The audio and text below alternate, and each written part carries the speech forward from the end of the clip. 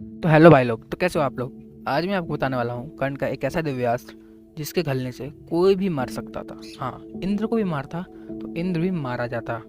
उस दिव्यास्त्र का नाम था सर्पमुखी अस्त्र। इसके बारे में तो आप जानते ही होंगे। ये कर्ण ने अर्जुन के ऊपर 17वें दिन चलाया था, पर अर्जुन इससे बच गए थे, है ना। तो इसके बारे में कुछ लोग ये कहते हैं कि इस अस्त्र में कोई पावर ही नहीं थी। तो तक्षक नाग बैठा था इसलिए ऐसा हुआ, नहीं तो ये तो बिल्कुल मामूली बाण था। तो ऐसा कुछ भी नहीं है, ये अस्त्र बहुत ही ज़्यादा शक्तिशाली था। इसको आप कर्ण की दूसरी बारहवीं शक्ति भी कह सकते हो। कर्ण ने खुद ने कहा था कि इस अस्त्र को रोक पाना किसी के बस की बात नहीं है।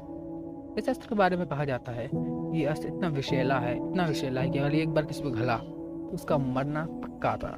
कर्ण ये 17वें दिन लेके आया था। ये अस्त्र आवाहन करके नहीं बुलाया जाता था, इसको किसी एक स्पेशल तरकस में रखा जाता था जो कि चंदन की लकड़ियों से बना हुआ होता था। एक बार जब शकुनी ने कर्ण से इस अस्त्र के बारे में पूछा था, तब कर्ण ने उसको बताया था ये अस्त्र बहुत ही ज्यादा पावरफुल था। 17वें दिन कर्ण अर्जुन अंतिम युद्ध के दौरान कर्ण ने इस अस्त्र का संधान किया था। तब चुपके से तक्षक नाग आके इस अस्त्र पे बैठ गया था। कर्ण नहीं जानता था कि तक्षक नाग बैठा है, पर आजकल के टीवी सीरियल ऐसे दिखाते हैं कि कर्ण ने तक्षक को आवाहन दिया था, लेकिन ऐसा कुछ भी नहीं था।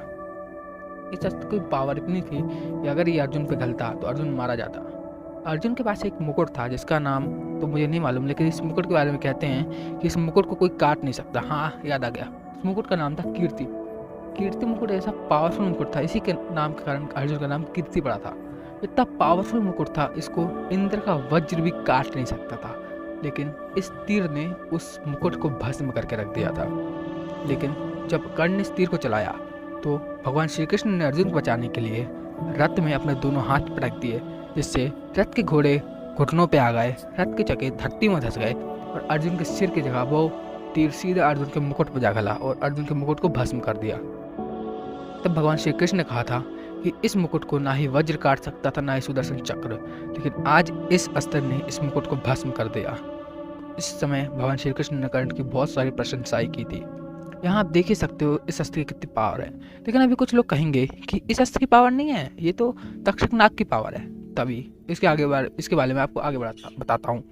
तो तक्षक फिर आप खुद ही अर्जुन को मारने निकल पड़ा। जब वो गया तब अर्जुन ने उसको सिर्फ और सिर्फ 3 तीरों से ही मार दिया। तो आप सोच ही सकते हो तक्षक में तो पावर नहीं थी, ये पावर थी उस अस्त्र की। कर्ण ने एक बार कहा था कि वो जब भगवान परशुराम के यहाँ ट्रेनिंग ले रहा था, उसी समय उसने कई सालों की तपस्या करके इस अस्त्र को लाया था। ये अस्त्र बहुत ही पावरफुल था, इसको कर्ण की दूसरी पार्श्वी शक्ति भी कह सकते हो। लेकिन कुछ अंधभक्त कर्ण को नीचे दिखाने के लिए इस अस्त्र को कमजोर बताते हैं, लेकिन वो भी जानते हैं कि इस अस्त्र को कोई नहीं काट सकता था। धन्यवाद। हर हर महादेव। जय श्री कृष्ण।